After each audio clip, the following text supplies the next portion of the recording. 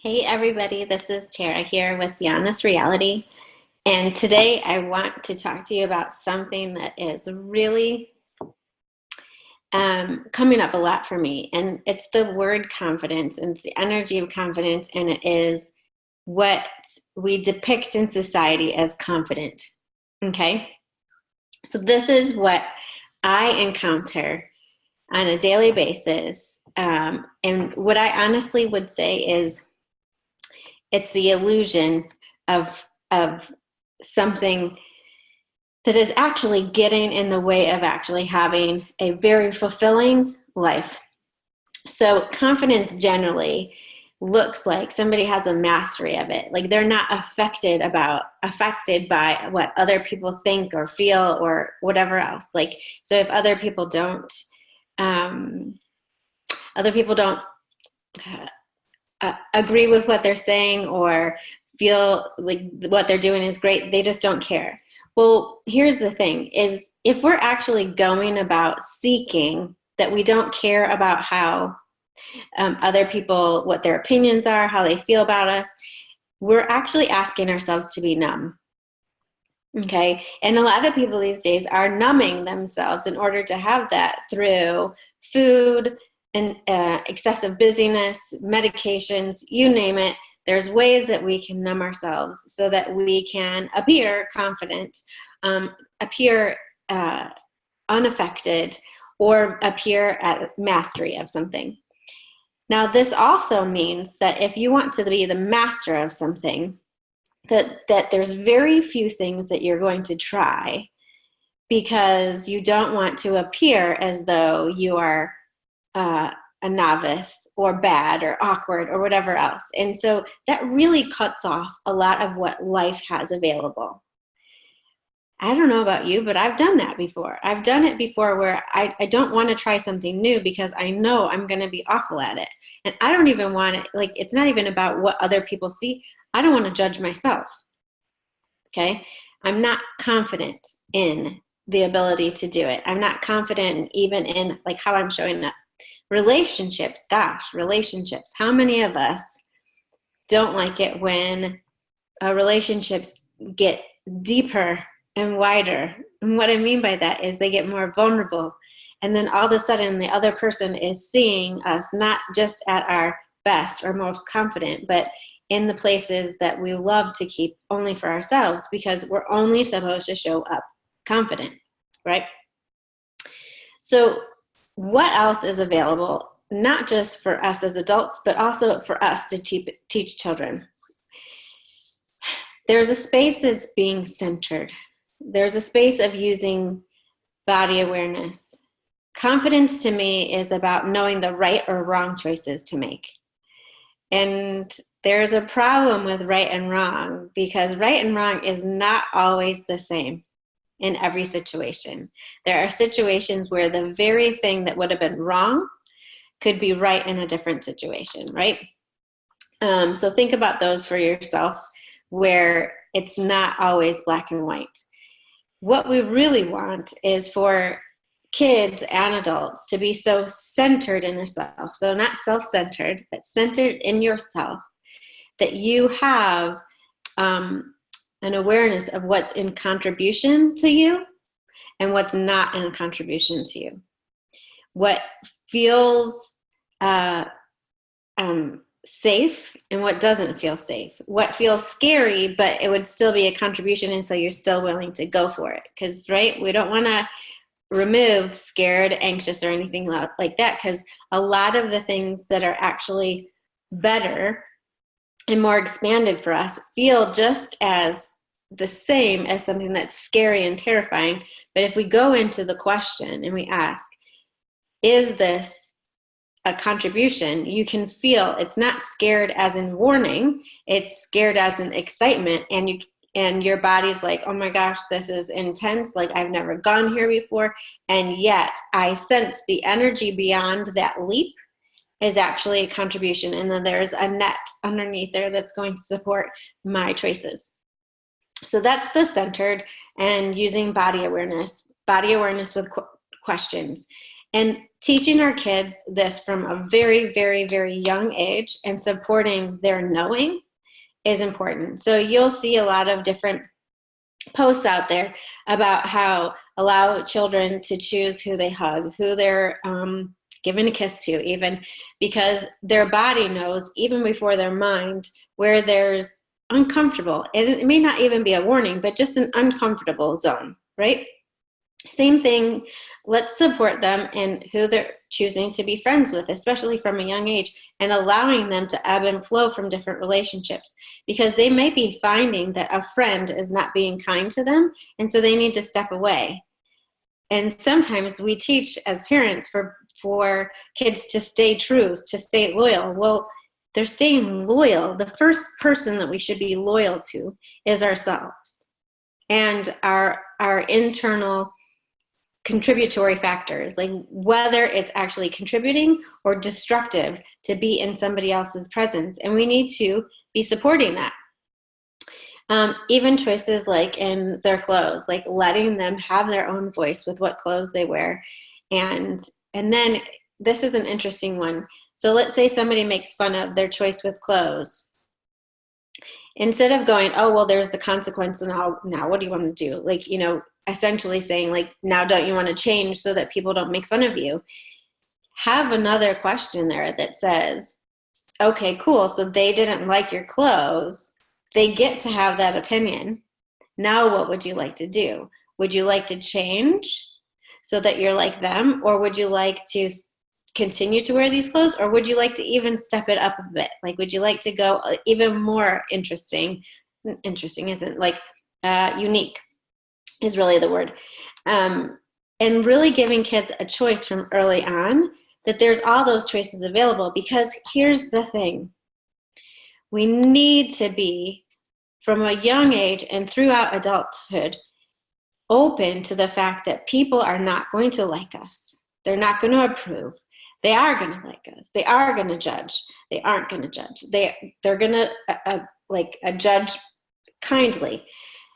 All these things, and not just with their mouth or their comments, but with their energy. And so many people can sense whether somebody's saying, oh, you look great, and inside they're going, that's ridiculous, right? To receive that and go, I still have choice. Even if you think it's ridiculous, I don't need to get your approval.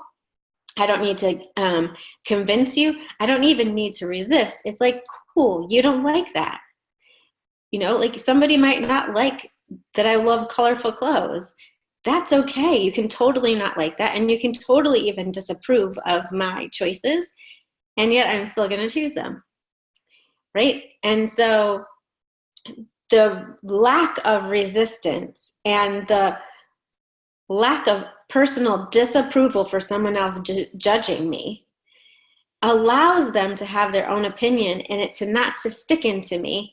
And it also dissipates the energy of their disapproval. When it comes at us, and when we're trying to guard ourselves, it hits so much harder. But when somebody else judges or disapproves or has an opinion, really, that is contrary to our own, and we just pass it through, that's being centered. That's body awareness. And to me, that's beyond confidence.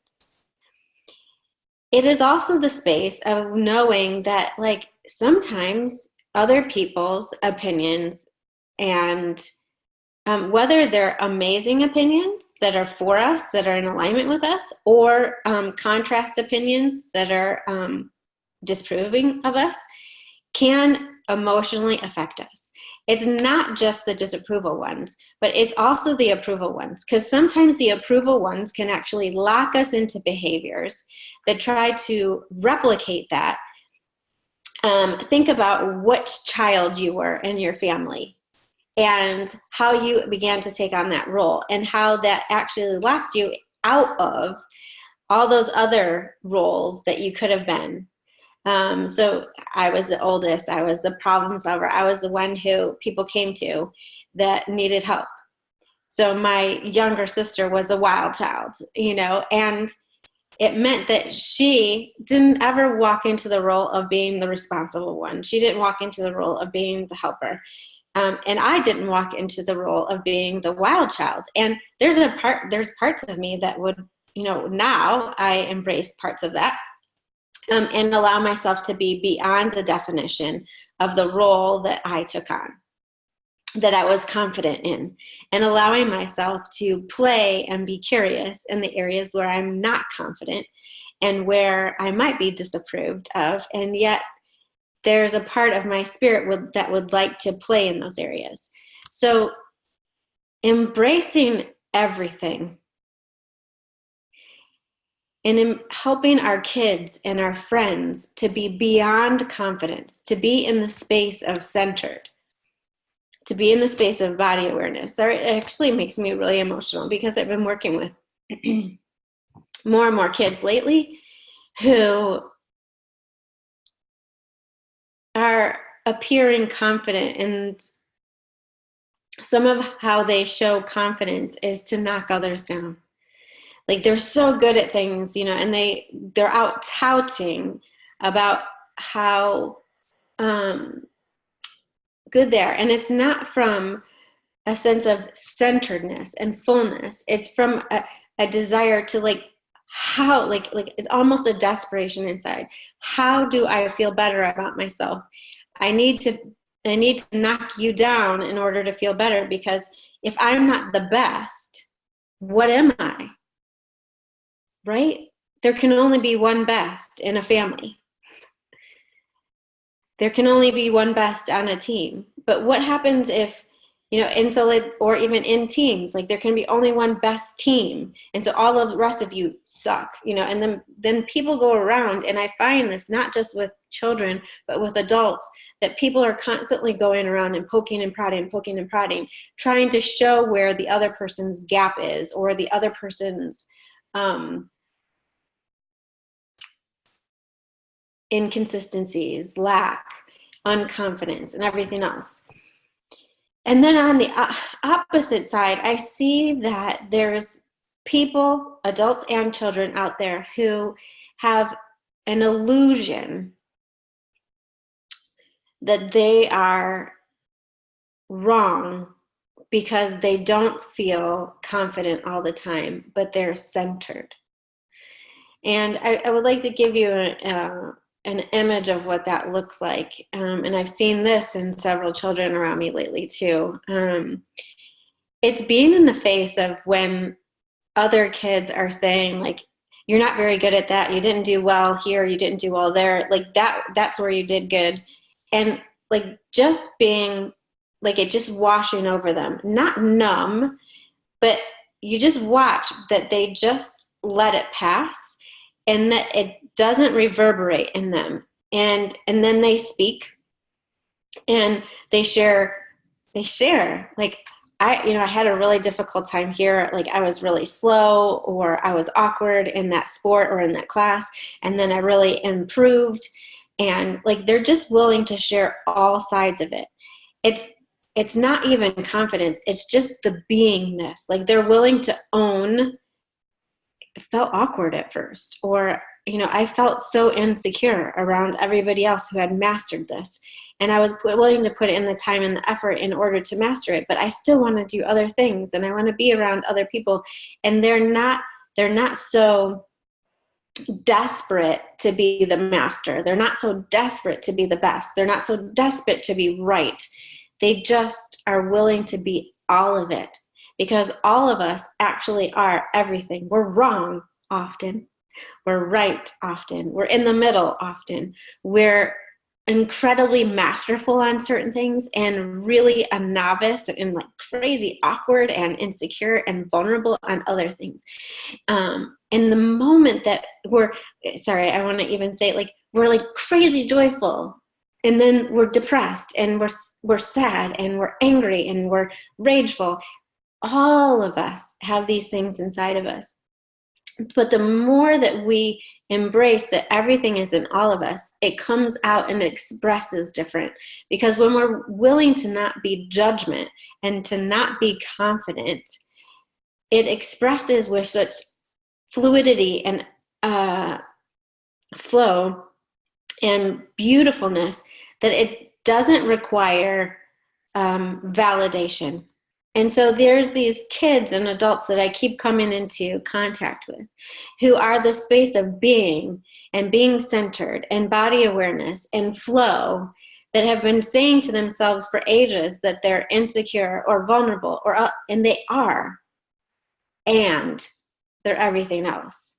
And they just like flow. And so for them to have the acknowledgement of self and how they actually flow with things, and not to be in the requirement of showing up as confident, because confidence is an illusion that you don't have unconfidence. It's like a protective measure. And these other people, like, they're so open that other people feel so at ease in their presence. They're not looking, like, because they're not always looking for validation, they're not looking for people to pat them on the back. It's interesting. A lot of people end up doing exactly that. A lot of people find themselves loving to be around them because they're willing to also point out your awesomeness. So it's amazing to be in the space of somebody who is beyond the space of confidence, right? I'm not saying, hopefully you get to this through this entire video, that you don't want to be confident. It's going to show up. It's going to show up in your life, confidence. It's the mastery of things. It's the mastery of being you. The thing is, though, we're constantly evolving and changing. So if we're even just talking about being us, the mastery of being of us could change in 10 seconds, because all of a sudden the universe will open up and our body awareness will open up and it'll say, guess what? There's more. There's more to receive. There's more to be. And then all of a sudden you become a novice at being you again. You become a novice at being a parent, because your child all of a sudden changes and moves into a new stage. And all of a sudden you're like, I was doing so well. And now what? Move into question, move into center, expand in your own light, and really move into that space and ask questions. Embrace the fact that you don't know, because in the not knowing, you connect to that other person's spirit. You connect to the universe, and you connect to the what else is possible answer, like those spaces and places that are beyond what your experience has been. So you begin to be able to create larger than you ever have before, and faster than you ever have before.